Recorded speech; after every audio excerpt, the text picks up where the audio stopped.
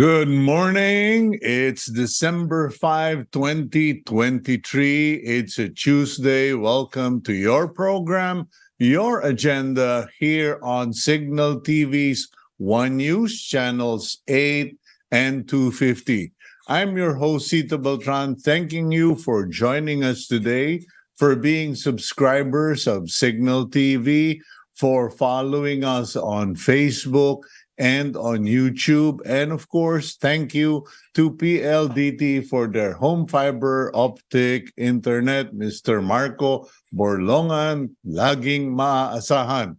And today, things are going to be a bit slow from the looks of it because it's a bit dark. Seems that the sun is taking its beloved time from rising and shining on us, but God willing, it will be a great day for all of you, and thank you for making us a part of your day. Today is going to be interesting because it's right up my alley. One thing that I always encourage my friends who have children who are planning on going to college or after college studies like masters or training, I always tell them, if you can, even if you have to do it sacrificially, send your children abroad to study. Now, in the old days, you send kids to study abroad because you want them to have the Ivy League or the imported certificate or diploma. But I espouse studying abroad because it's a full package. You get a different kind of educational approach. The system is totally different from what we have, and as well as the living experience. A lot of Filipino kids are sheltered. They tend to stay within their own tribe or village, as the saying goes, and sending them abroad gives them the training, the experience that will make them independent, and which is why we sent our daughter abroad, because being seniorly parents, we felt that she should have the exposure, the training, and the ability to be independent. But more of that later. How can you send your children abroad? Where can you send them? How are the students, the Filipinos who have been studying abroad, faring? Okay, so we'll take care of that later. But in the meantime, let's go through our daily starter. And our daily starter comes from Pastor and author Rick Warren. And it goes, if you would, and it goes, God's will is found in His word, in God's word. God's will is found in God's word. Stop looking for a sign and start looking for a verse. This, of course, applies to our Christian friends. But if you're Catholic, you're Christian, you're Iglesia, even if you're a Muslim, you have your Quran, you have your word. And it is better to seek and study the word of the Lord for direction, which I tend to do, and I need to do more of it in the current times. It's just been so busy, but I tend to read the Bible or seek the word of God regarding the things I do or decisions to make, because a lot of people will seek for a sign. We'll ask a friend, and that could be you might end up with a sign that goes dead end, one way, etc. Okay, so God's will is found in God's word. Stop looking for a sign and start looking for a verse. Let's now go to the front page of the Philippine Star. And the headline reads, AFP validating IS hand in MSU bomb attack. Massive manhunt underway for suspects. The Armed Forces of the Philippines, or AFP, in coordination with the Philippine National Police, is validating claims by the Middle East-based Islamic State, or IS, that it was behind the explosion that killed 4 people and injured 45 others attending Mass on Sunday in the gymnasium of the Mindanao State University in Marawi City, Lanao del Norte. So that's what the government is now pursuing. And in relation to that, there is heightened alert for NAIA, NCRPO, and ports. NCRPO is the National Capital Region Police Office, and of course, all our ports. So if you're traveling, please be conscious or bags unattended. Meanwhile, President Bongbong Marcos, BBM, extends PNP Chief Acorda's term by 4 months. General Acorda is supposed to retire this month, but the president has found it fit to extend his term of office by another 4 months. On the other side of the header, Supreme Court orders Sara to answer questions on secret funds. The Supreme Court has ordered Vice President Sara Duterte, Executive Secretary Lucas Bersamin, and Budget Secretary Amina Pangandaman to answer a petition challenging the constitutionality of the transfer of 125 million in confidential funds to the office of the Vice President in November 2022. Unfortunately for Surigao del Sur jolted anew by a strong earthquake. A magnitude 6.8 earthquake jolted Surigao del Sur after a destructive magnitude 7.4 temblor rocked the province Saturday night, according to PHIVOLCS. Below that, Pope sets prayers for blast victims.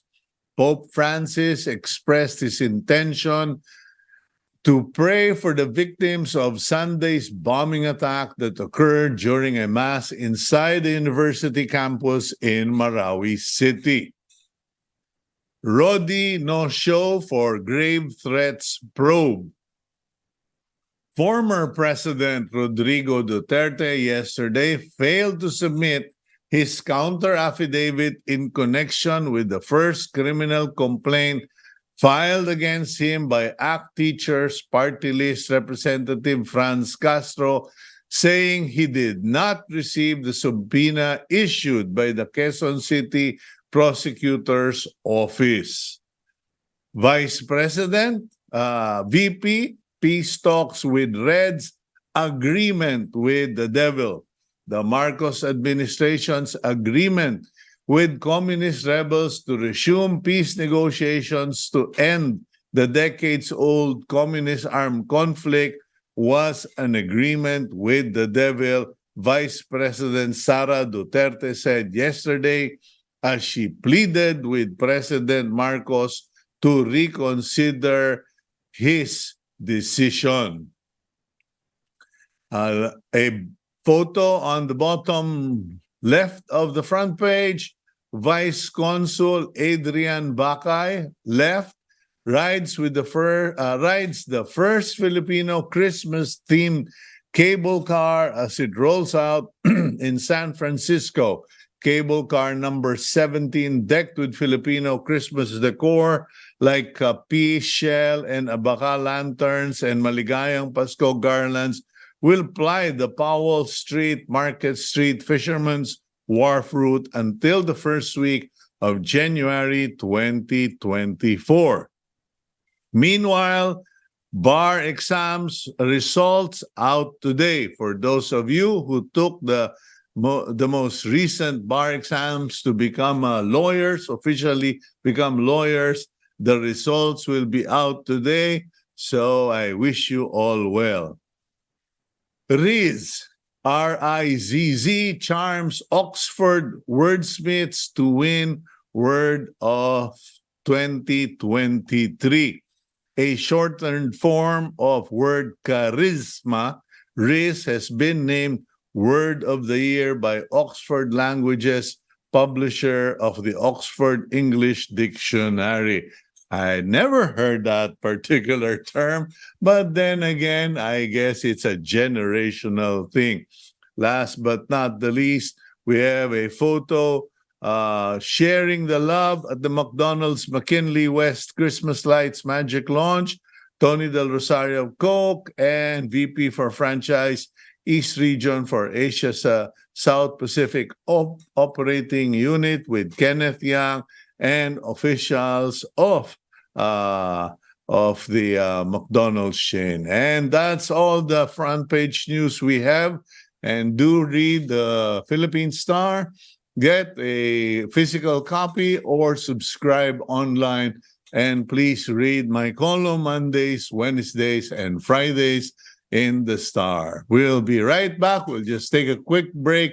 And when we return, we'll be talking about studying abroad for Filipino students.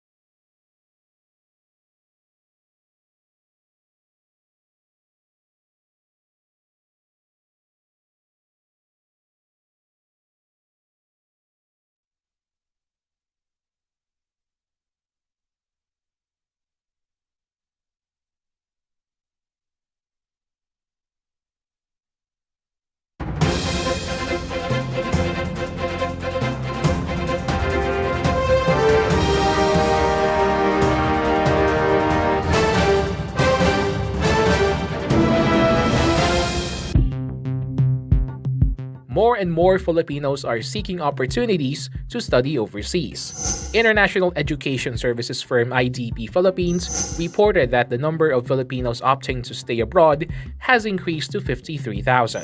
The firm also said that Canada overtakes Australia as the top choice for these Filipinos to continue their studies. The United Kingdom, New Zealand, and Ireland are also some of the top choices. IDP Philippines said most Filipinos are inclined to take up programs related to business management, health, information technology, as well as analytics, hospitality, tourism, and engineering.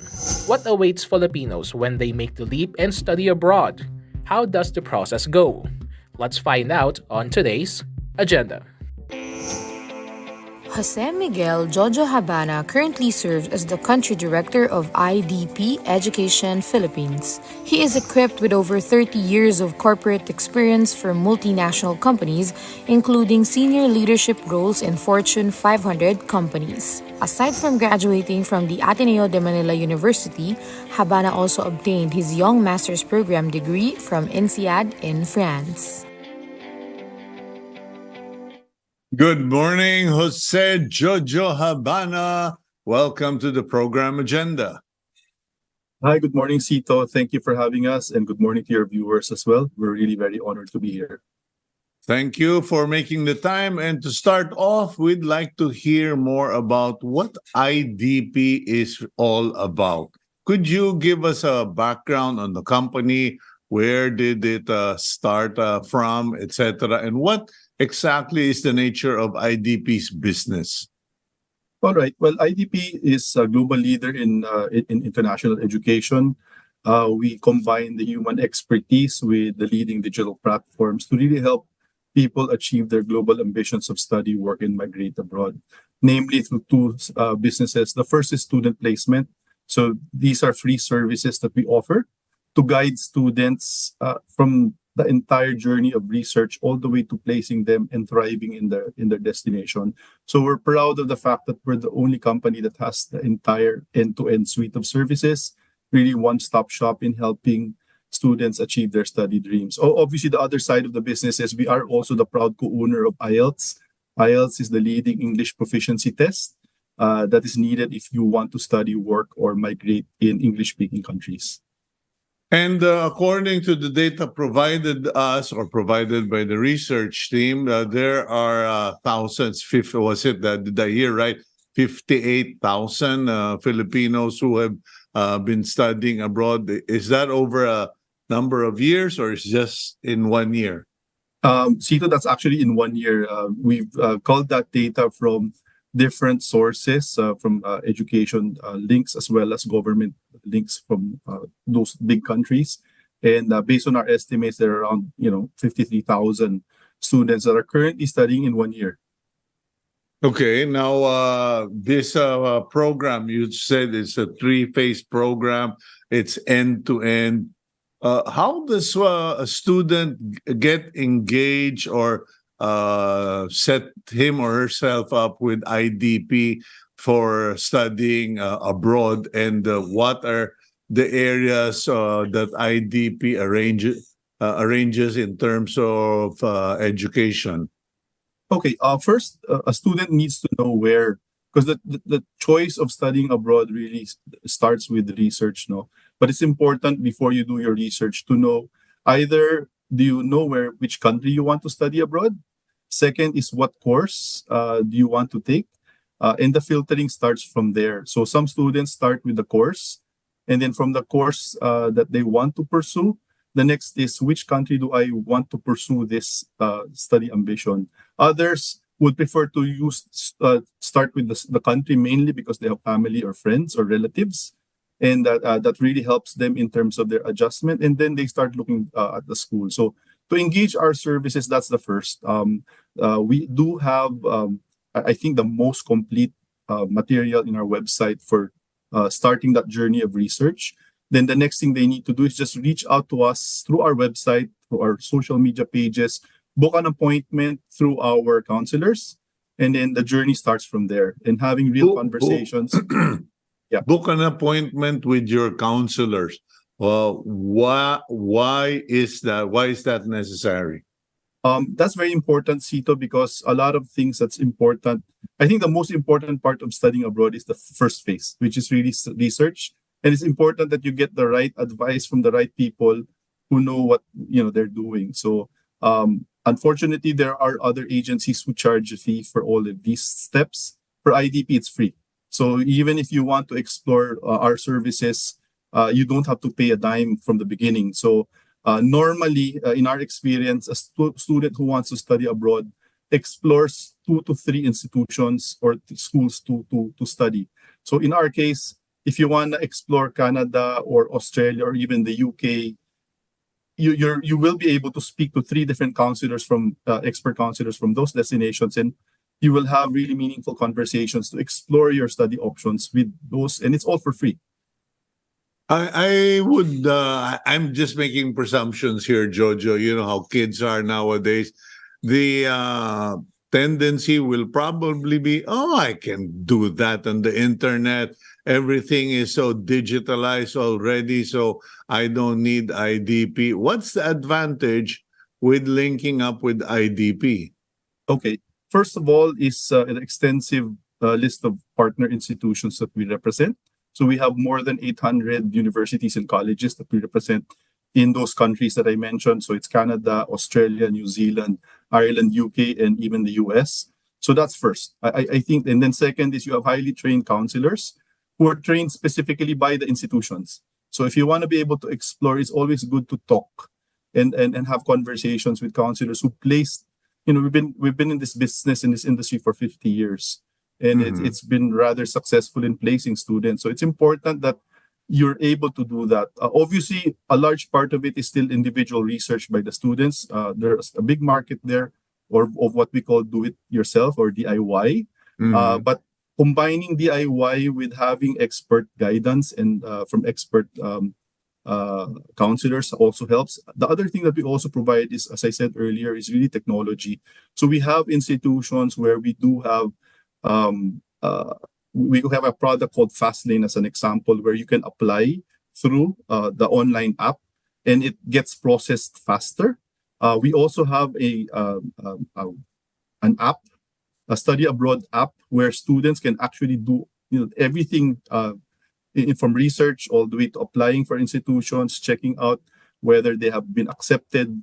It's all available and very handy in the app. So is there a system of filtering, screening, or evaluation whether or not a student is a fit for studying abroad? Because as I pointed out earlier in the program, a lot of Filipino kids or students grow up very sheltered, and I think that half of the time, those kids, when they study abroad, just go through a very horrible culture shock, to say the least. Yeah, definitely there is a filtering process. I'm glad you asked that, Cito. And I think that's why it's important you go to a counselor. Because it's not just about the choice of school that you're given guidance on. It's also what to expect when you go to the country in terms of what is the culture change that you're going to experience, the climate change that you will experience. We also have a cost of living calculator available in our website, which helps adjust, because the biggest factor, obviously, if you study abroad, is the cost. So it's important for you to have all those information ahead of time so that you can plan your finances in order to fund it. Also, to be able to understand what are the cultural difference. What do you expect? We host pre-departure sessions for students who are about to leave and really educate them about what should you expect when you move there. I agree with you that it's really a big help for students to be prepared. I myself studied abroad. I have my kids who study abroad. My wife studied abroad. All the experiences of, we've seen a big change. We've had students that we place in IDP who've come back and spoken to fellow students here who've said that the person who left the Philippines is not the same person that came back after earning a degree of studying abroad. It's really not just about the exposure to an international class, but also having lived in a different culture has really helped them grow up a lot. Okay, you mentioned the countries that you have partner universities or colleges at, and I noticed that those countries they're located in are all English-speaking countries. Is that intentional on the part of IDP? Well, we started in Australia. We're an Australian firm, and we started as a business of recruiting students for Australia specifically. And then the model has worked and it's expanded. So yes, it is partly intentional to send students to English-speaking countries. And I think it's also a result of identifying which countries have the top markets for international students. And these are the top ones globally. So the ones I mentioned, if you could you repeat that again? You had Canada, you had Australia, the US. we have New Zealand, we have Ireland, and the UK. Yeah, now that caught my attention. The Ireland. Ireland is not something that's top of mind for parents or for students to send their kids to, although it's a lovely place to go to. But I do have one student who is now working there. And why Ireland? What's the attraction in Ireland? Okay, the unique thing about Ireland, Cito, is it's a good alternative to the UK. Very similar in terms of study experience. As you said, it's a lovely place to be in. The other thing that's unique about Ireland, it's actually not a lot of people know it. It's a technology hub in Europe. You have a lot of big technology companies like Google that have a lot of a big presence in Ireland. So if you take up computer science or IT or technology courses in Ireland, there's an opportunity for you to work in the top technology companies globally in Ireland. Okay, and UK, what's the attraction in UK? Because it's not a cheap place to stay at. Yeah. A lot of our students that go to the UK, actually generally Filipinos, the big courses, the top courses for them to choose is really business and management. It's the same in the UK. A lot of their students go there for their masters or MBA. I think the attraction to the UK is the fact that post-study, obviously the ability to earn an income is one of the highest in the UK. So Filipinos generally want to study abroad because of the opportunity to study to work post-study. And the UK is attractive mainly because of the quality of education is one. Second is obviously the ability to earn more in the UK after. I just noticed that you didn't have Schengen countries in the lineup. I don't know about Ireland. That's something I have to check on. But Schengen countries, France or Spain or the Netherlands, where my daughter's studying. Why is that? Oh, well, as I said, we started with these countries. We believe that there's a lot of opportunities to grow these countries. I just recently came last week to Canada, attended an education fair. Last month, I was in Australia to attend an education fair. There's some major focus from these countries right now for diversity, to increasing the diversity of students in their classroom. And the Philippines is actually a top source country for diversity for all of them. Now, I know it's diversing a bit to your question. The reason why is because there's still a lot of opportunities for us there right now. And maybe somewhere down the line, there's an opportunity for IDP to expand our destination countries. But as of now, that's really the focus for us now. Okay, we'll go for a quick break. And when we return, I'd like to ask more about the requirements because I understand this is a fairly recent development. A lot of students who took up IB are actually doing better than students who just took the regular college course. And so it's no longer just about English proficiency, but it's really the study method and background of the student. We'll be right back here on Agenda.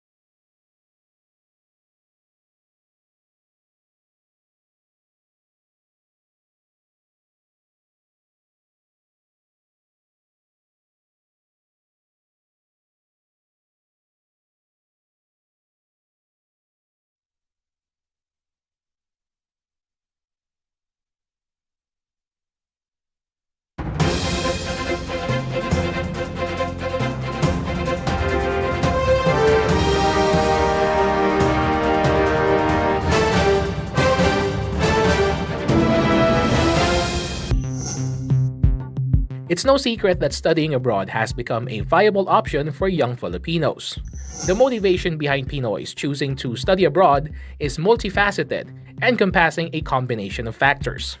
Based on the IDP's latest Emerging Futures research, 74% of Filipinos said the reason for studying abroad is because, quote, it provides the opportunity to acquire work experience in their study destination. 65% meanwhile said that, quote, it provides an easier entry into the job market compared to securing any other type of work visa. On the other hand, 49% said that the reason is due to the duration of their visa validity, while 39% cited the range of jobs it allows access to. Of course, there's always that question of money to live and study in a new country. According to the study, Filipinos look at a few options to fund their studies, as many will rely on part-time work in their destination, while others will be funded by their families. Increased costs of living, however, are pushing others to reassess their plans to study abroad. Let's discuss that further on today's agenda. Okay, welcome back. Jojo Habana, Country Director of IDP. Jojo, I hope I had your title correctly. You are the Country Director, right? Okay. Yes. Now, let's go into that topic that we left off from IB, the baccalaureate program. And I've spoken to several students studying abroad. And when they compare notes, impressions with their former classmates or non-schoolmates, it turns out that the kids who had IB training really managed better than usual. Yeah, Cito, I agree. No, IB or even AP for the US is relevant, especially for those taking undergraduate courses. No, it bridges the gap from K to 12 to the different education systems for, let's say, the UK, Australia, New Zealand, or even the US. So what it does, it helps you bridge that gap. Because if you don't take IB or AP, you need to take a pathway program to prepare you for the change in the education system. No? So having an IB degree or taking IB courses in high school while you're in K to 12 really helps students in really saving maybe some time and also preparing you better. You can go direct from K to 12 directly into the, let's say if you want to study in the UK, Australia, or New Zealand, having that IB degree will help you go direct rather than having to go to a pathway program. Okay, so that's an advantage, and that is something that the country should work harder on, or at least the private schools. Now, what other aspects or concerns are there for students and parents who want to send their kids abroad to study? What are there hurdles or areas of concern? Well, for me, for us in IDP, we consider one is really getting the right information, because there's a lot of misinformation out there in terms of studying abroad, makes it appear very complex. But obviously having someone who has the expertise and years of experience of doing this, plus the connections that I mentioned earlier, helps demystify the entire process. Because as I said earlier, the most important thing really is preparation, research. Because you need to be able to be prepared for a lot of things. Obviously, choosing the right course, the right country. We believe that a successful international student is dependent on having the student go to the right course and the right destination country, because it will help facilitate a student really thriving in that environment. Now, okay, are you limited? Sorry, Jojo, let me cut in there. Are you limited to country and partners, or can a student go to IDP and say, well, I'd like to study in Malaysia or in Singapore? Because believe me, talking to all of my daughter's classmates, it's like, you kids are all over the world. I thought, usually people would go to America, go to maybe Australia. But now my daughter's in the Netherlands. Her classmate is in Malaysia, the other one is in Paris, etc. So are you limited to the partner country destinations, or can a student say, I like to go somewhere else? Actually, Cito, we do place students even for non-clients. So our services, because one of the things that IDP believes is we're student first. So we want to be able to give and help the students as much as we can. And even if it's placing students to non-client institutions, which we've done that not just in the Philippines, but for all our source countries around the world.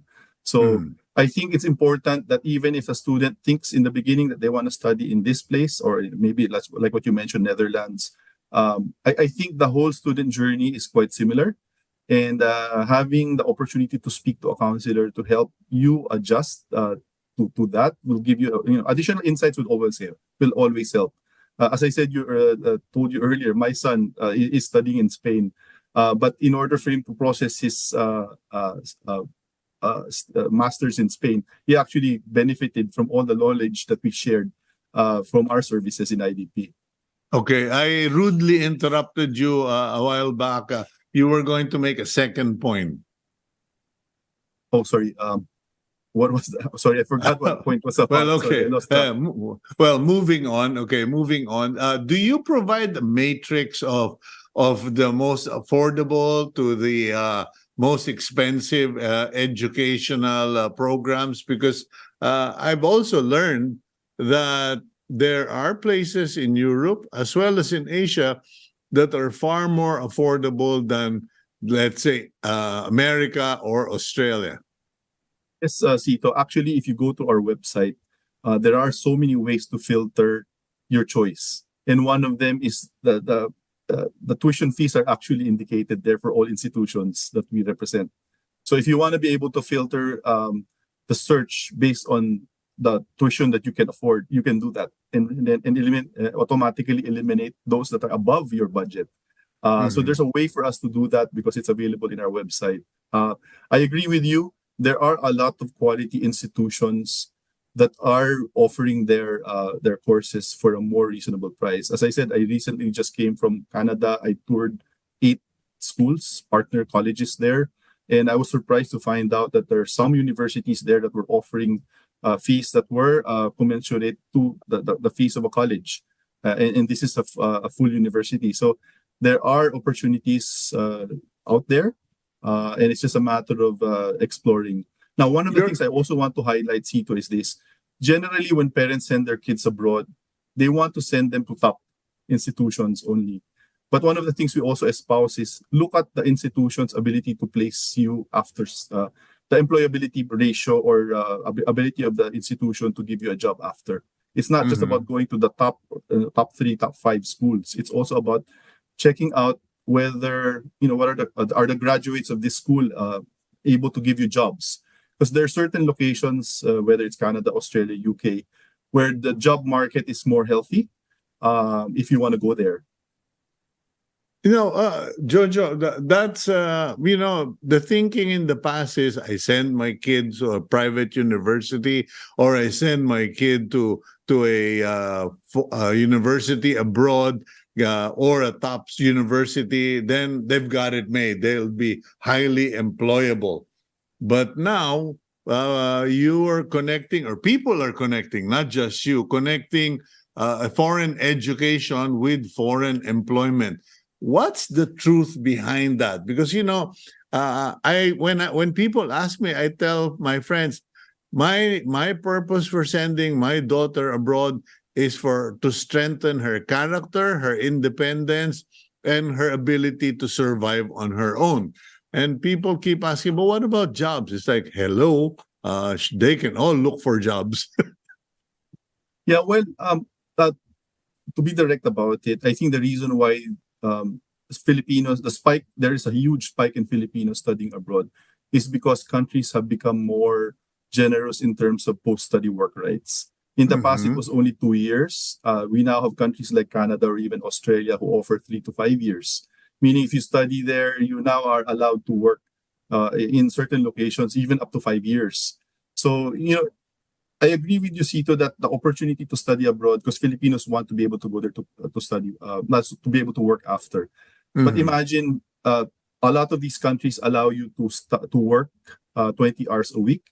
So you're gaining experience while you're studying, and then Mhm. you're also allowed to work there post study. So some anywhere from 2 to 5 years. So for Filipinos, this is a major consideration for studying abroad. Okay, But now, obviously, what you're saying, Cito, of you know them gaining a lot of experience outside of study and work is also very valuable. Of them being independent, of them learning how to do things on their own. Really, the growing up really happens. As I said earlier, a student was left is not the same student who came back. yeah, okay, that's very true. Now, the question is it worth it? Well, I We're think talking numbers here, Jojo, because of course some of the viewers are probably going to say, "Well, yeah, it's all good and well, but or well and good, but the numbers or the cost is quite prohibitive or will be sacrificial." Like in our case, my wife and I sent our daughter sacrificially in terms of cost, but some people will ask, what do we get in return? Do they really get high paying jobs, etc.? I think whether it's worth it is relative really to the student on what their objectives are for going abroad. Obviously, if Hmm. their goal is to be able to work and earn there, I think there are a lot of case studies or stories of them being able to do so. For example, we have a few students. Just as an example, we did have a graduate of UCW in Canada who is currently a vice president of a top company in Canada at the moment. We also have a case of a student who finished in Western Sydney University as a civil engineer. He's now working as a civil engineer and has been awarded as one of the top women engineers in Australia, as an example. So there are stories of that. Obviously, there are also those who were able to successfully finish their degrees and transition into becoming a permanent resident, have their families live there, live a better quality of life. We also have cases of students who come back. As an example, is my wife who finished her degree in early childhood degree education in the U.S. more than 30 years ago, opened up a Hmm. preschool here, and has been helping families and students really have a better life by having a great quality education from day one. So I think, as I said, to answer your question, it's really very relative in terms of what your goals are, and that's why I think I still want to bring it back. When you speak to a company like ours and really tell us what your goals are, so that we can help you map out whether that's the right path for you. Are there red flags when you do the filtering or when you interview would-be applicants or students? Are there red flags that already immediately tell you, like, Yes. you ask them to submit their school records, their grades, etc. Are there red flags when that? But before you answer that, we have to go for a very quick break, and when we return, kindly answer, are there red flags? We'll be right back here on Agenda.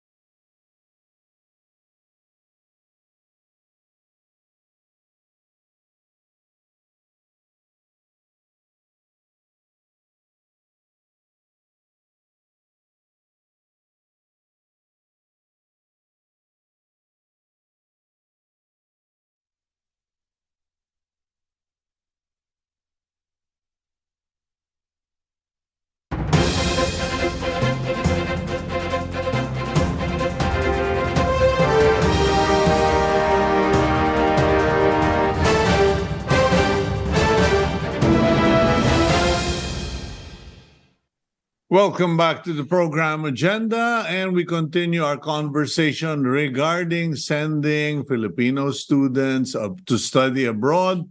And with us, the country director of IDP, an international education, well, almost like a placement agency, Jojo. Yes. Welcome back, Jojo. Thank you. Yeah, wait a minute. We never really quite said what the acronym IDP stands for. Well, it was an old acronym that was used before, but we don't use it anymore now. So the company is just really known as IDP. Okay. It used to be International Development Program, maybe 20 years ago, but we haven't been using that for a while now. Okay. So, but you are, but under what category do you fall under? It's like international educational placement agency. Well, we're more like education technology company. That's where we are. But we are an education placement agency because we do represent over 800 institutions. Okay, you'll have to forgive the terms I use. I'm Jurassic. So those are how we use to identify groups. Now, going back to our last question, are there red flags when you interview, filter, process a student who wants to study abroad? What are the red flags and why? The most common one, Cito, is this. Studying abroad has now become the most popular means of migration. Mm-hmm. So we have a lot of students who actually try to apply for courses that are a downgrade of what their experience is. For example, if you have years of experience as let's say as a high school teacher, and then you're taking a course which is vocational, that's a clear red flag because when you apply for a visa, let's say for Australia, the immigration officials there will refuse your visa mainly because they would not consider you a genuine temporary entrant, because they will wonder why, hey, I 30 years of being a high school teacher, and then you're applying to become a vocational on a vocational course. So these are just some of the most common red flags that we see, and that's why having expert guidance from counselors who know how to help you in terms of what, rather than applying for that, let's, if you really want to migrate eventually, or I think the first step is take a course that's related to what your experience is, and then the ability for you to be able to find work there after.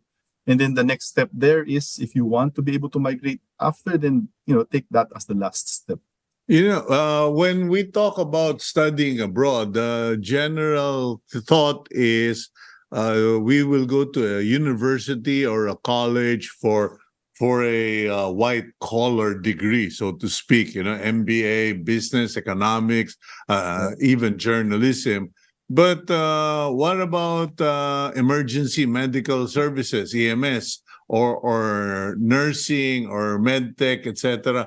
Are those part of the offerings or possibilities for students to take up abroad, and why?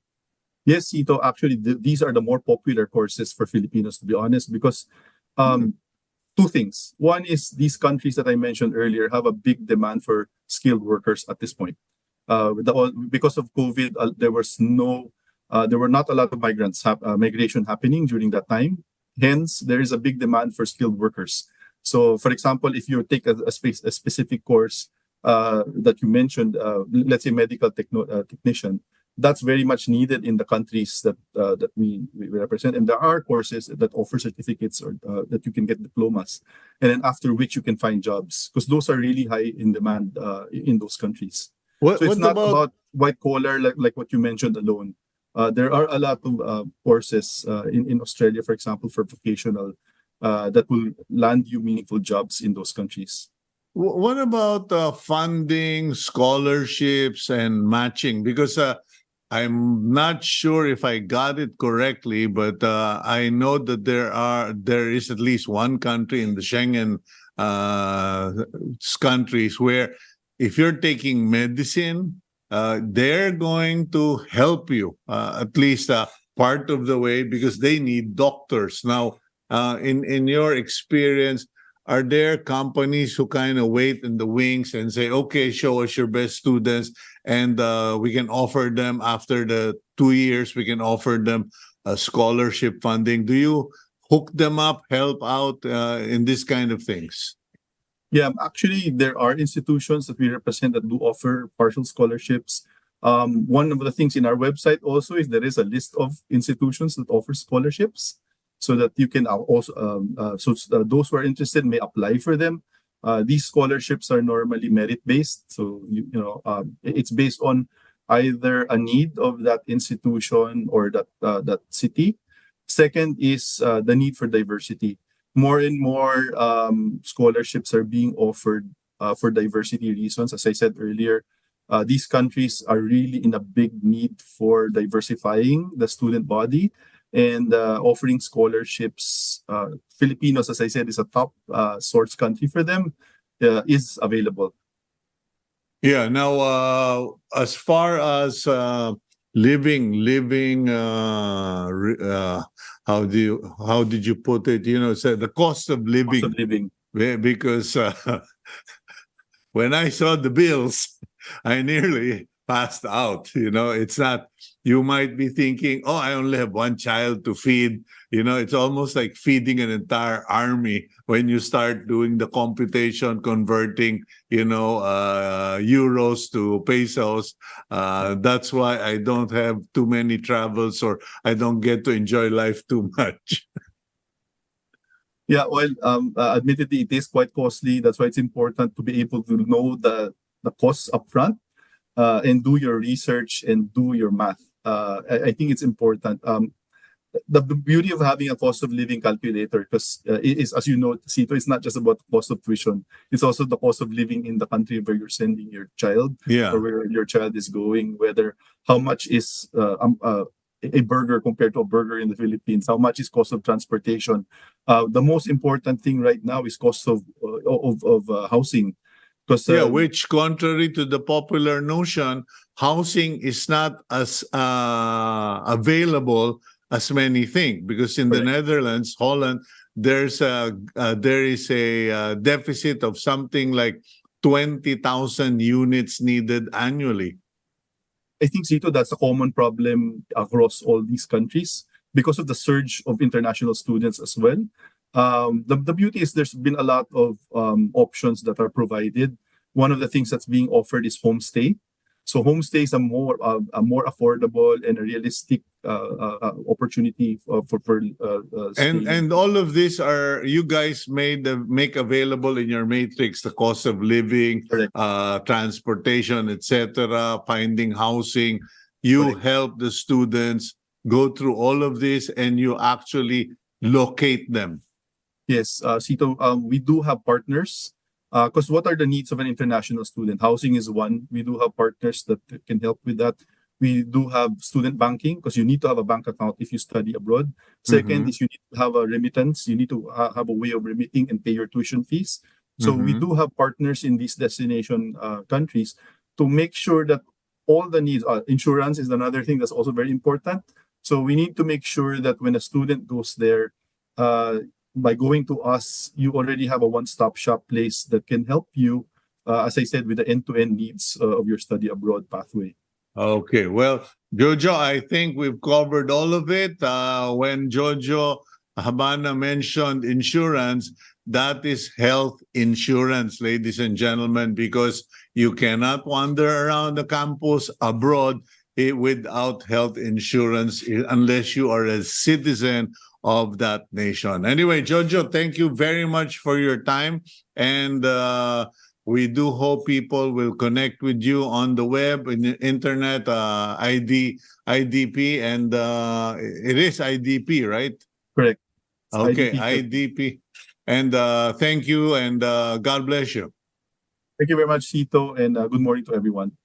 Okay. That's Jojo Habana, Country Director of IDP Philippines. You can look them up on the internet, and we would be happy if at least we eased your burden. Let's go to our blessing or our declaration for the week. Gab, if you would. It's from the book of Psalms, chapter 90, verse 12 and 14. So teach us to number our days, that we may gain a heart of wisdom.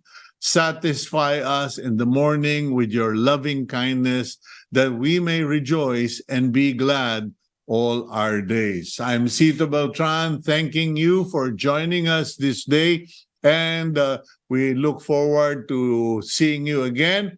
And please keep Team Agenda in your prayers and keep it here on One News.